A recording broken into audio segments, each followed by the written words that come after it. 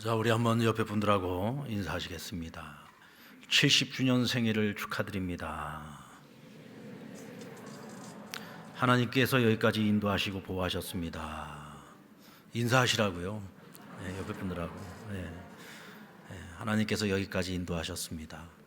이제 우리가 70살을 먹고 앞으로 나이를 더 먹어갈 텐데 늙어가는 교회가 아니라 더 새로워지고 더 청춘과 같아지고 더 젊어지는 그런 교회가 되기를 주의 이름으로 축원합니다. 한 술 주정뱅이가 아침 일찍부터 와서 교회 문을 흔들고 막 교회 문을 막 두드립니다. 사찰 집사가 달려나와서 왜 그러냐고, 그러지 말라고, 이러다가 문 부서지겠다고. 근데 대체 왜 이런 아침부터 와서 이 난리를 치냐 그랬더니 이분이 하는 말이, 나 하나님 양반 좀 불러주소, 나 하나님 좀 만나야겠어. 그러면서 또 막 문을 두드리는 거예요. 이러다간 큰일 나겠어요. 그래서 이 사찰 집사님이 몸으로 막 막으면서 얼떨결에 한 말이, 우리 교회에 그런 분 없어요 그랬답니다. 여러분, 아무리 십자가를 세워놓고 아무리 교회의 모습을 가지고 있어도 그곳에 하나님이 계시지 않으면 그건 교회가 아닙니다. 하나님이 그곳에 주인이 되지 않으면 그것은 그저 한낱 건물일 뿐이지 그것은 결코 교회가 될 수 없습니다. 영국 교회에서 사람들의 종교의식에 관한 설문조사를 한 적이 있어요. 설문 내용이 뭐였냐면, 당신은 어떤 교회를 원하십니까? 라는 질문이었습니다. 그 질문이 요구하고 있는 바는 뭐예요? 어떤 교회를 하나님이 기뻐하시는 교회일까? 어떤 교회가 건강한 교회일까요? 라고 하는 질문이었는데, 이 많은 사람들이 너무 뜻밖의 대답을 해서 깜짝 놀랐다는 겁니다. 그럼 그 뜻밖의 대답이 뭐냐? 우리는 빨간 벽돌 교회를 원합니다. 지금 동문서답이잖아요. 원하는 답을 준 게 아니에요. 어떤 교회가 건강한 교회인가, 하나님이 기뻐하시는 교회인가를 물은 건데, 우리는 빨간 벽돌로 지은 교회를 원한다는 겁니다.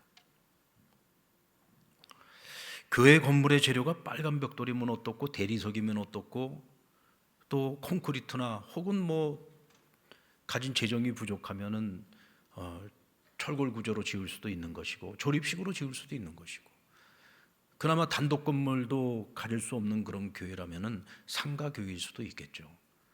그러나 교회가 어디에 위치해 있고 또 어떤 재료로 지어졌느냐, 또 고딕식으로 지어졌느냐 아니면 모던하게 지어졌느냐, 사실 이런 것들이 중요한 것은 아니거든요. 그것이 교회의 본질은 아닙니다.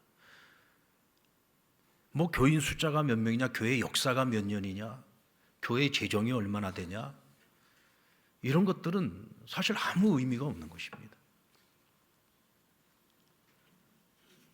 교회가 교회되는 것은 그 교회의 주인이 누구신가, 그 교회가 얼마나 성경적인 교회고 복음적인 교회인가, 그 교회가 위치하고 있는 그 지역 사회 속에서 그 교회는 어떤 역할을 감당하고 있는가, 교회의 영향력은 어떤 것인가, 이런 것을 가지고서 우리가 그 교회가 건강한 교회인지 또 하나님이 기뻐하시는 교회인지 그 교회에 대한 평가를 가질 수가 있는 것입니다. 오늘 우리 상랑교회는 창립 70주년을 맞이해서 기념주일 예배를 드리고 있습니다. 처음 적산가옥에서 한 20여 명의 성도들이 함께 모여서 교회가 개척이 되어졌죠. 그리고 70년의 역사 동안 그 어렵고 힘들어서 정말 교역자의 사례비를 줄 수가 없어서 사채를 써서 사례비를 줘야 할 만큼 가난하고 어려웠던 그런 교회가 70년 동안 3번의 교회를 건축을 하게 되었고, 이제는 성장기를 넘어 부흥기를 넘어서 미래로 나아가는 그런 창원과 경남의 중심교회로 우뚝 서게 되었습니다. 이 모든 것이 하나님의 은혜죠. 우리는 70년을 자랑하기 위해서 오늘 이 예배를 드리는 것도 아니고, 70년 동안 우리가 교회를 섬겨온 우리의 공로를 자랑하기 위해서 이 자리에 우리가 예배를 드리는 게 아니에요. 그 70년 동안 우리는 아무것도 할 수 없었지만, 우리는 지극히 연약했지만 하나님께서 이 교회를 사랑하셨고, 하나님께서 이 교회를 사용하셨고, 오늘 여기까지 하나님이 인도하셨음에 모든 것이 하나님의 은혜로다 감사하며 이 예배를 드리고 있는 것입니다. 근데 여기서 우리가 한 걸음 더 나아가 오늘 이 예배가 진정 하나님이 기뻐하시는 예배가 되고, 우리 상랑교회가 하나님이 자랑스러워하는 그런 교회가 되기 위해서 오늘 우리가 생각해 봐야 될 것은 뭐냐? 대체 교회가 뭐냐? 어떤 교회가 진정 하나님이 기뻐하시는 교회일까? 어떤 교회가 정말 하나님이 생각하시는, 하나님이 꿈꾸시는 그런 교회일까? 어떤 교회가 세상 속에서 영향력 있는 영광스러운 교회가 될 수 있는가? 오늘 이것을 말씀 안에서 같이 생각을 해보려고 합니다. 오늘 본문을 포함해서 에스겔서 40장부터 48장까지의 말씀은 바벨론의 포로로 끌려가 있던 선지자 에스겔에게 어느 날 하나님이 환상을 보여주셨는데, 그 환상은 하나의 성전의 모습을 보여주신 거였어요. 성전의 모습을 보여주는데 그 성전의 모든 것 하나하나를 다 수치를 재고 다 계산을 해서 그것을 일일이 하나하나 다 기록하게 하셨습니다. 그리고 이스라엘 백성들 포로로 끌려와서 아무런 희망도 소망도 없이 절망 중에 있던 그 백성들에게 하나님이 보여주신 그 성전을 그들에게 설명해 주라는 거예요. 그리고 그들이 앞으로는 이제 예루살렘 성전에 가서 예배를 드릴 수 없으니 하나님께서 에스겔을 통해서 보여주셨던 그 환상 중에 보여주셨던 그 교회, 그 성전을 생각하면서 그곳에서 내가 예배를 드린다는 마음으로 항상 하나님 앞에 예배자로 살아갈 것을 하나님께서 독려하신 것입니다. 그런데 오늘 이 에스겔이 보았던 이 성전은 지상에서 단 한 번도 지어져 본 적이 없는 성전이었습니다. 바벨론 포로에서 예루살렘으로 귀환한 이스라엘 백성들이 스룹바벨과 함께 성전을 재건을 했죠. 그래서 그 성전을 가리켜서 스룹바벨 성전이라고 불렀습니다. 그런데 이 스룹바벨 성전도 에스겔이 보았던 성전의 모습과는 차이가 납니다. 같은 모습이 아니에요. 전혀 다른 모습일 수도 있습니다. 그리고 이 성전을 훗날 리모델링을 해서 그보다 더 크고 웅장하게 세워진 성전이 헤롯 성전이었는데, 이 헤롯 성전도 AD 70년에 로마에 의해서 완전히 회파돼 버리고 맙니다. 그리고 다시는 여호와의 성전이 그 땅에 세워지지를 못했습니다. 자, 그렇다면 하나님께서 에스겔에게 보여주셨던 이 성전의 모습은 인간의 손으로 지어질 수 없는 성전이었다는 뜻이죠. 그러면 대체 이 성전은 무엇을 의미하는 걸까요? 요한 사도가 새하늘 새 땅에 올라가서 그곳에서 보았던 하나님의 나라를 그가 진술하는 내용이 나오는데, 특별히 요한계시록 21장 22절에 보면 이렇게 설명하고 있습니다. 우리 같이 한번 읽어보겠습니다. 시작. 성 안에서 내가 성전을 보지 못하였으니 이는 주 하나님 곧 전능하신 이와 및 어린 양이 그 성전이심이라. 하나님 나라 천국에 가서 보니까 그곳에는 성전이 없는 거예요. 그럼 무엇이 성전이냐? 하나님 자신, 전능하신 하나님이 성전이시고 어린 양 곧 예수 그리스도가 성전이시더라 하는 것입니다. 이제는 여러분, 이 세상에 성전은 없습니다. 오직 성전은 여호와 하나님이 성전이십니다. 아멘입니까? 우리를 위하여 십자가에 달려 죽으시고 우리를 죄와 사망 가운데서 구원하여 주신 예수 그리스도께서 우리에게 성전이 되어 주신 것입니다. 그런 의미에서 오늘날의 교회의 영광이라고 하는 것은 결코 사람의 손으로 지어진 이 아름다운 건축물이 교회의 영광이 아니에요. 교회의 영광은 뭐냐? 교회의 주인 되신 하나님의 영광이신 겁니다. 그리고 예수 그리스도의 그 복음, 예수 그리스도의 복음의 통로로서의 역할을 교회가 해낼 수 있을 때 비로소 교회는 영광스러운 것입니다. 오늘 본문은 하나님께서 에스겔을 새 성전 안으로 데리고 들어가셔서 그곳에서 일어나는 일들을 보게 하셨는데 에스겔이 깜짝 놀랍니다. 성전의 문지방 밑에서 갑자기 물이 스며 나오기 시작을 하는데 이것이 점점 많이 불어나기 시작하면서 처음에는 발목을 잠기우더니 나중에는 무릎까지, 나중에는 허리까지, 그러더니 나중엔 물이 완전히 충만해졌을 때에는 마치 하나의 강과 같이 되었다 그랬어요. 사람이 건널 수 없을 만큼 큰 강이 되었고 사람이 헤엄을 쳐야 할 만큼 큰 강을 이루게 되었다는 것입니다. 자, 그렇다고 하면 이 문지방에서 흘러나온 이 물은 무엇을 말하는 것일까요? 물이 스며 나오는 것을 본 후에 줄자를 든 자가 측량을 하는데 물을 건너게 하심에 처음에는 그 물이 발목까지, 나중에는 물이 무릎까지, 나중에 허리까지, 그리고는 완전히 충만해지게 됩니다. 여기서 우리가 확실해지는 것은 성전의 문지방에서 스며나온 이 물은 예수 그리스도의 복음을 상징하는 거예요. 예수 그리스도의 복음이 성전에서부터 흘러나와 이것이 점점 더 창일해지고 온 세상을 마치 물이 바다를 덮은 같이 완전히 채워졌을 때 온 세상을 예수 그리스도의 복음으로 말미암아 구원하시겠다고는 하나님의 크신 계획을 보여주신 것이죠. 여러분, 교회는 교회 자신을 위해서 존재하지 않습니다. 우리 상남교회는 상남교회 우리 자신을 위해서 존재하는 게 아니에요. 우리는 오직 우리의 주인 되신 예수 그리스도, 전능하신 하나님, 우린 그분을 위해서 존재하는 존재인 겁니다.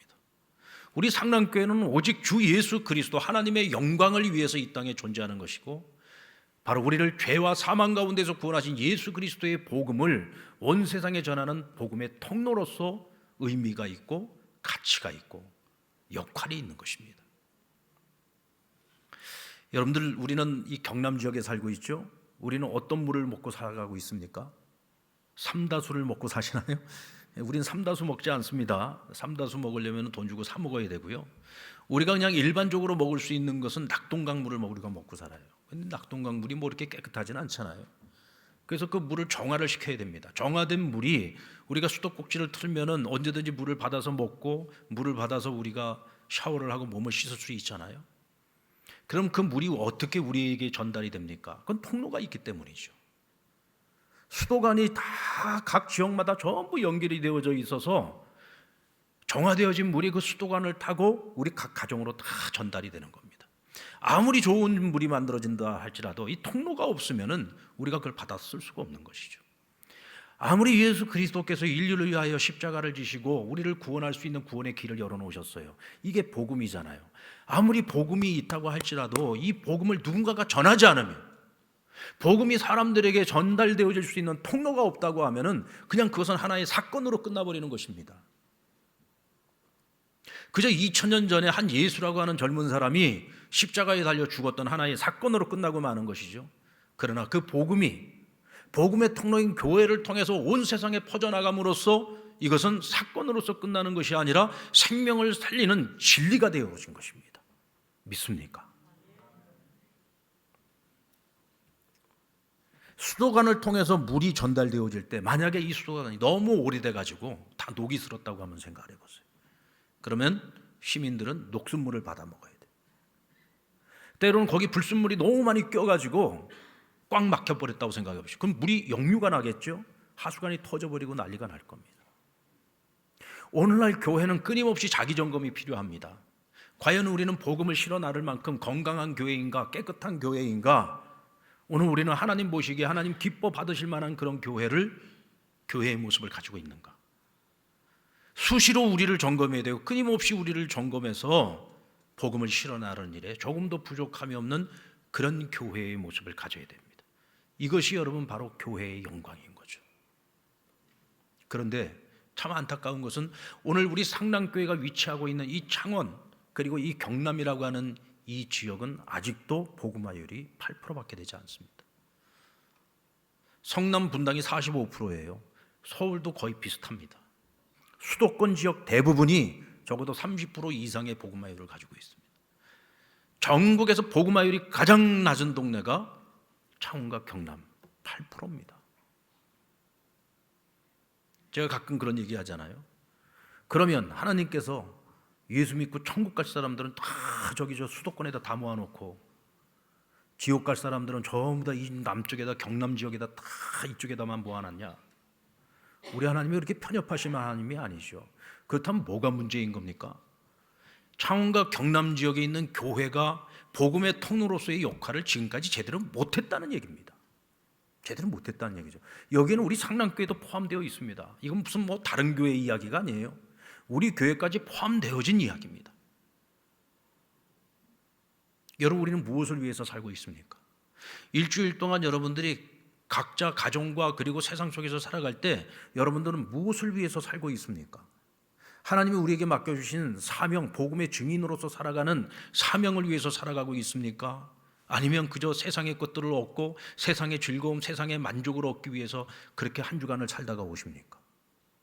우리가 주일날 모여서 함께 예배를 드리는 건요, 우리가 한 주간 동안 지은 죄를 하나님 앞에 회개하기 위해서 이 자리에 나오는 게 아니에요. 회개라고 하는 것은 예배의 한 부분입니다. 우리의 예배를 드리는 진정한 목적은 뭐냐?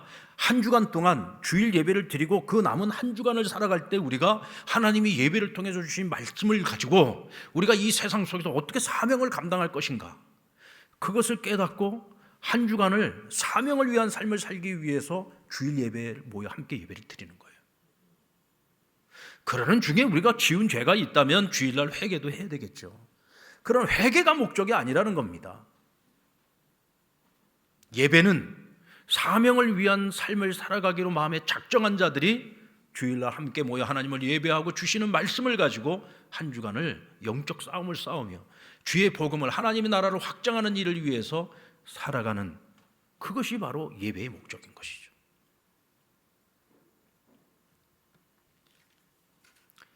(70년을) 하나님께서 이 교회를 이곳에 세우셨습니다. 70년을 하나님께서 함께 하셨습니다. 그렇다고 한다면 우리 상랑교회를 통해서 이 지역의 복음화율이 8%가 아니라 지금쯤 15%, 20%, 적어도 20% 이상 이 지역의 복음화가 이루어져야 하지 않겠습니까? 우리는 70년 역사를 자랑하기 전에 먼저 우리가 더 열심히 해서 이 지역의 복음화율을 더 높여야 된다라고 하는 맡은 바 사명을 온전히 감당하지 못한 것에 대하여 하나님께 죄송스러운 마음을 가져야 돼요. 그리고 이제부터 새로운 역사를 우리가 써내려갈 때에 복음 중심의 교회, 복음 전하는 교회, 본질적 사명을 위해서 살아가는 그런 교회가 되기 위해서 우리는 더욱더 힘써야 하는 것입니다. 이때 우리 상랑교회는 영광스러운 교회가 될 수 있습니다. 그리고 교회의 영광은 성령 충만함으로써 주어지는 것이죠. 자, 성전에서 나온 물이 처음에는 발목까지, 나중에 무릎까지, 허리까지, 나중에는 강이 되어 능히 건너지 못할 그런 큰 바다가 되었습니다. 이는 그리스도 예수를 믿는 모든 사람들, 오늘 저와 여러분이 교회잖아요. 내가 곧 교회입니다. 자, 우리 손을 한번 이렇게 한번 해보십시다. 한번 따라해봅니다. 예수 그리스도를 구주로 믿는 내가 교회입니다. 옆 사람 보시면서 당신도 교회입니다. 우리가 상남교회입니다. 네, 여러분, 내가 상남교회고 우리가 상남교회인 거죠. 우리가 교회입니다. 그렇다면 우리가 이 상남교회가 어떻게 영광스러운 하나님의 교회가 될 수 있을까요? 우리 교회가 영광스러운 하나님의 교회가 되려면요, 성령 충만한 교회가 되어야 합니다. 왜 그런지 볼까요? 자, 지금 성전 문지방에서 흘러나온 물이 발목까지 찼습니다. 발목까지 찼다라고 하는 것은 그저 발목이 있는 데서 물이 찰랑찰랑하고 있는 거예요. 이것은 우리가 신앙생활을 처음 시작을 해가지고 이제 예수를 믿기로 작정을 하고 믿음 생활을 시작하는데 아직 믿음의 어린아이입니다. 하루에도 10번도 마음이 왔다 갔다 합니다. 미숙한 거죠. 그러나 이제 이것이 무릎까지 찼어요. 물이 무릎까지 찼다라고 하는 얘기는 성령이 거기까지 그만큼 채워졌다는 얘기입니다. 아직 성령 충만한 상태가 아니죠. 이런 상태에 있을 때는요, 우리가 어떤 경우에는 보면 저 사람 예수 믿는 사람이 아니야 구분이 안 돼요. 여전히 자기 생각, 자기 의지, 자기 뜻대로 살아가고 있어요. 그저 무늬만 그리스도인인 겁니다. 근데 이제 이것이 더 차가지고 허리까지 찼어요. 허리까지 찼다 그러면 내가 열심히 하나님 말씀 배우고 묵상도 하고 주의 뜻대로 살아가려고 하는데 여전히 내 살아가는 모습을 보면은 자기 생각이 더 앞서고 있어요. 때로는 하나님의 뜻을 내 뜻으로 꺾으려고 하면 살아가고 자기 주장이 자꾸 강합니다. 그래서 보면은 굉장히 신앙생활 열심히 하는 것 같은데 하나님께 또 하나님 몸된 교회에 좋은 영향을 미치는 것이 아니라 오히려 불편함을 끼치기도 해요.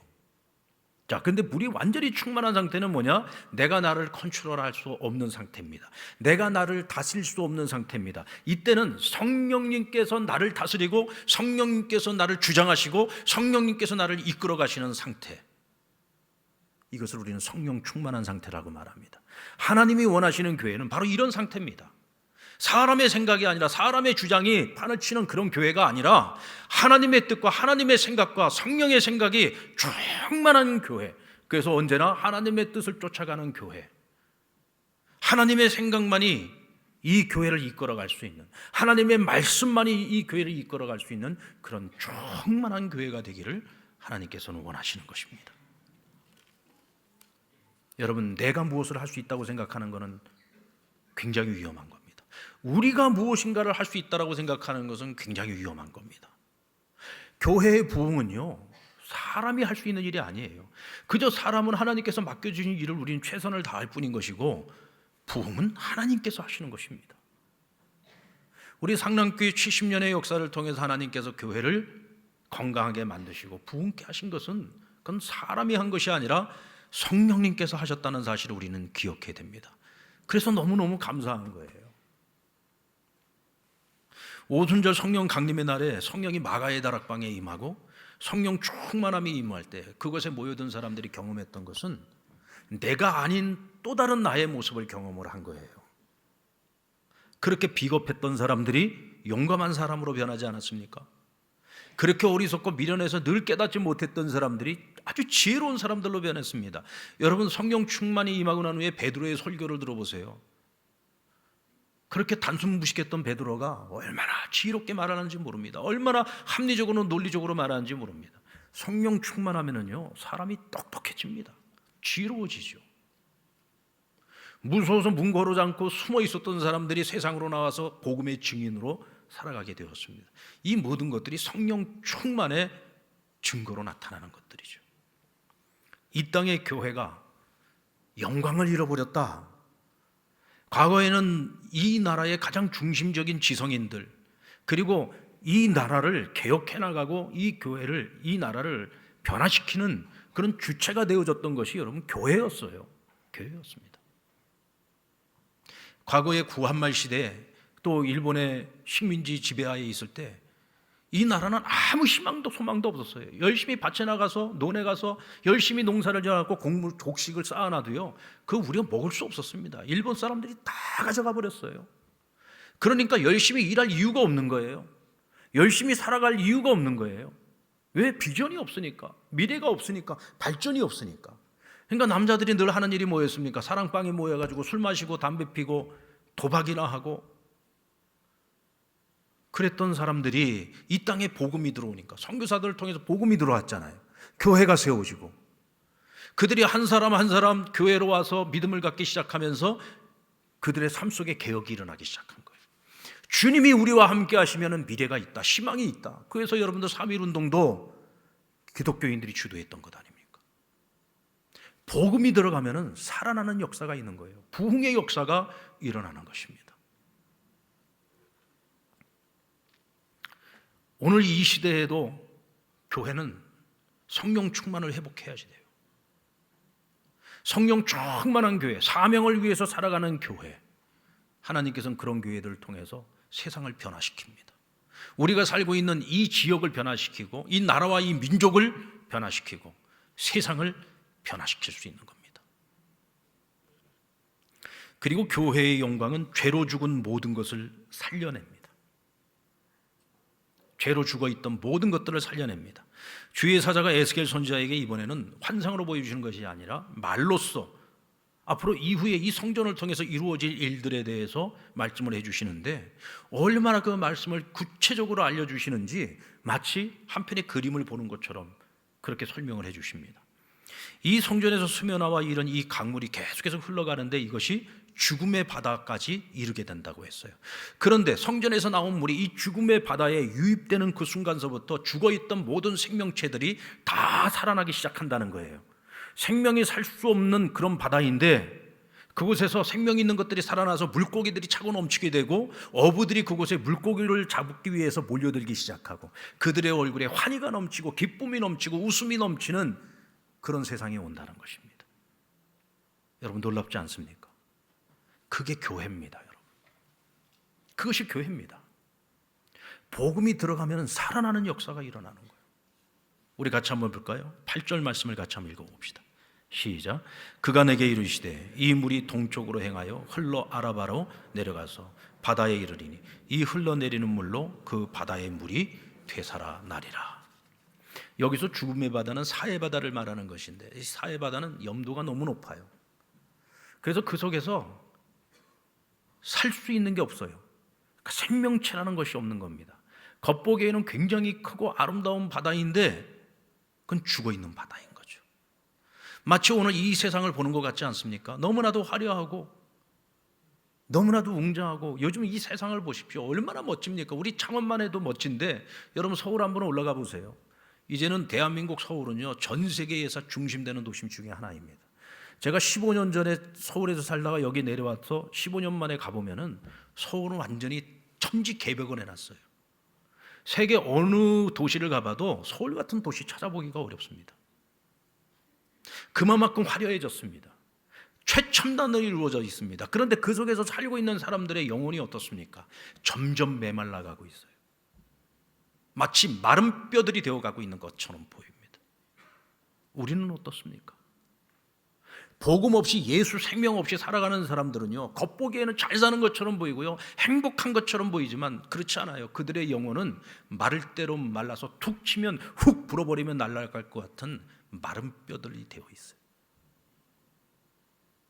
그들을 살려낼 수 있는 것은 뭐냐? 복음밖에 없다는 거예요. 그들을 살려낼 수 있는, 그 역할을 감당할 수 있는 것이 뭐냐? 교회밖에 없다는 거예요. 그래서 이 마지막 시대에, 이 말세 심할에 이 세상의 소망은 오직 하나님 교회밖에 없는 겁니다. 뭐 요즘 세상으로부터 교회들이 지탄도 많이 받습니다만은, 그럼에도 불구하고 세상에 희망을 주고 소망을 줄 수 있고 생명을 줄 수 있는 공동체는 교회밖에 없어요. 믿습니까? 어제 토요일 저희 교회에서 경남 어린이 대회가 있었는데, 이 코로나 팬데믹 기간 동안에 교회가 늘 텅 비어 있었잖아요. 뭐 주중에도 와보면 교회가 그냥 썰렁합니다. 예전에는 교인들이 그냥 열심히들 모여서 양육받고 훈련받고 섬기고 봉사하느라고 다들 늘 교회가 북적북적 했었는데, 코로나 이후에 교회가 텅 비어 있어요. 근데 이번 주 토요일 날이요, 교회가 막 북적북적한 거예요. 우리 경남도에 뭐 전 지역에 있는 교회 어린이들이 우리 교회에 다 모였어요. 본당을 그냥 어린이들로 가득 채워져 있는데, 야, 이거 어른들 많은 거하고 애들 많은 거 또 다르더만요. 야, 우리 한국교회 희망을 보는 것 같았어요. 몇 년 전에 우리 상남교회 북한 비전 트립을 우리 중국으로 가지 않고 한번 우리 국내 비전 트립을 한 적이 있습니다. 이때 우리가 강원도 지역에 이 철원 지역을 갔었는데, 이 철원을 갔다가 이제 우리가 그 통일 전망대까지 다녀왔습니다. 첫날 우리들이 갔던 곳이 철원교회라고 하는 곳인데, 이 교회가 이 철원 지역에서 거의 제일 컸던 교회예요. 근데 이 교회가 지금은 전쟁 이후에 완전히 다 폐허가 돼 버려 가지고 그냥 터만 남아 있고 거기에 부서진 벽들만 조금 남아 있습니다. 근데 거기를 그대로 보존을 해놨어요. 그때를 기억해야 된다. 전쟁의 이 참상을 기억을 해야 된다. 그래서 국가적으로는 그걸 이제 어떤 전쟁 교육을 위한 기념관처럼 그렇게 그대로 보존을 해놨는데, 사실 우리의 입장에서는 그게 아니죠. 저 북녘 땅에 얼마나 많은 교회들이 다 무너졌습니까? 이제는 교회 터조차도 없잖아요. 다 사라져버리고 말았습니다. 저희들이 그때 같이 갔던 비전 트립 우리 성도들이 다 같이 터에다가 손을 얹고 무릎을 꿇고, 그리고 남아있는 벽에다가 손을 대고 우리 다 같이 기도했어요. 하나님 속히 통일이 이루어지게 해주시고, 이것뿐만 아니라 저 북녘 땅에 이 교회처럼 무너져버린 이 수많은 교회의 터들 위에다가 다시 교회를 세울 수 있게 해달라고 정말 간절히 기도했습니다. 근데 그날요, 저희 집사람이 통곡을 하면서 기도를 하는데, 제가 나중에 물었어요. 왜 그렇게 통곡을 하고 울었냐? 벽에다 대고 딱 기도를 하는데 하나님이 그 마음속에 막 환상을 보이시는데, 그 예전에 그 옛날이니까 다들 뭐 조골이 있고 갓 쓰고 또 중절 모자 쓰고, 아이들도 그냥 뭐 옷이나 제대로 입었겠습니까? 근데 막 아이들이 막 카르르 웃으면서 애들이 막 거기서 뛰놀고 성도들이 막 다들 들어와 가지고 같이 예배드리고 그랬던 그 교회가 막 흥황했던 그때의 모습을 본 거예요. 그러면서 지금 우리가 서 있는 이 터는 완전히 황무지잖아요. 그때를 생각하면서 막 하나님이 이 복받쳐 오르는 울음과 눈물과 통곡을 하게 하신 거예요. 저는 그때 그거를 잘 이해를 못했는데, 여러분, 우리가 3년 팬데믹 기간 동안에 교회가 텅텅 비고 예배를 드리는데 성도 없이 설교를 한번 해보세요. 성도들도 없는 가운데서 설교를 하고, 교회에 와도 교회가 썰렁하니 성도들도 없고, 그때 제가 그 심정을 이해가 되더라고요. 얼마나 성도들이 그리운지. 뭐 성도들 가운데도 때로는 속 썩이는 성도도 있지 않겠습니까? 근데 여러분, 속 썩이는 성도도 그리워요. 그렇지 않겠습니까? 그리운 거예요. 있을 때는 몰랐어요. 있을 때는. 근데 그들이 함께 모이지 못하고 함께 예배하지 못하니까 그 순간에 무슨 생각이 들었냐면, 야, 이런 날이 올 수도 있겠구나라는 생각이 들었어요. 지금은 코로나라고 하는 팬데믹 때문에 어쩔 수 없는 상황에서 우리가 모이지 못했지만, 언젠가는 믿는 자들이 다 사라져버리고, 지금 현재 여러분 유럽에 있는 교회들이 다 그렇지 않습니까? 교회는 멋들어지게 웅장한 교회들이 세워져 있는데 교인들은 다 떠나가고 없습니다. 주일날 모이는 예배 인원이 몇십 명밖에 되지 않아요. 몇천 명이 모일 수 있는 교회, 몇십 명이 모여서 예배를 드리는 그런 참담한 일이 일어날 수도 있겠다라는 생각이 들었어요. 우리 한국교회가 그런 운명에 처하면 안 되지 않겠습니까? 과거에 유럽이 그랬다고 해서 우리도 똑같은 전철을 밟아서는 안 되잖아요. 그래서 여러분, 이것이 중요한 겁니다. 지금 우리는 이 70주년에 우리 상랑교회가 지금보다 더 젊은 교회가 되고, 지금보다 더 부흥하는 교회가 되고, 지금보다도 이 지역 속에서 더 큰 역할을 감당하고 세계 복음화를 위해, 지역 복음화를 위해, 민족 복음화를 위해서 마지막 순간까지 끝까지 쓰임받을 수 있는 그런 교회가 되기 위해 끊임없이 우리 자신을 점검해 봐야 된다. 그냥 하나님 70년 동안 지켜주시고 보호해 주시고 부흥케 하신 거 감사합니다, 여기서 끝나는 것이 아니라 우리는 보다 더 나은 미래를 향해서, 미래를 바라보면서 우리를 진단하고 우리가 절대로 잃어버리지 말아야 할 것들을 지켜내면서 그렇게 하나님이 기뻐하시는 교회로 나아가야 된다는 것입니다. 여러분, 이제 우리 상랑교회는 항상 하나님이 주인이시라는 사실을 잊지 않는 교회가 되기를 바랍니다. 하나님이 나의 주인 되시고 우리의 주인 되시고 교회의 주인이 되십니다. 오늘 교회가 이 땅에 존재해야 되는 이유는 복음의 통로가 되기 위한 것입니다. 오늘 우리가 복음의 통로가 되기 위해서 끊임없는 자기 점검이 필요합니다. 우리 상랑교회는 교회대로 또 우리 자기 점검이 필요합니다. 그래서 언제나 하나님 앞에 깨끗하고 순수하고 쓰임받기에 합당한 그런 그릇이 되어야 할 줄로 믿습니다. 모든 생명을 살리는 교회, 무거운 짐진 자들이 이 교회에 오면 주일 예배를 드리고 집에 돌아갈 때에는 가벼운 발걸음이 되고 하나님이 주시는 쉼과 평안을 얻고, 타는 목마름을 가지고 온 자들이 시원한 생수를 마시고 돌아갈 때는 기쁨을 가지고 돌아가고, 좌절과 절망 가운데 하나님 앞에 나왔던 이들이 예배를 마치고 돌아갈 때에는 희망과 꿈을 가지고 돌아가는 그런 건강하고 생명력 있는 교회가 될 수 있기를 주의 이름으로 축원합니다.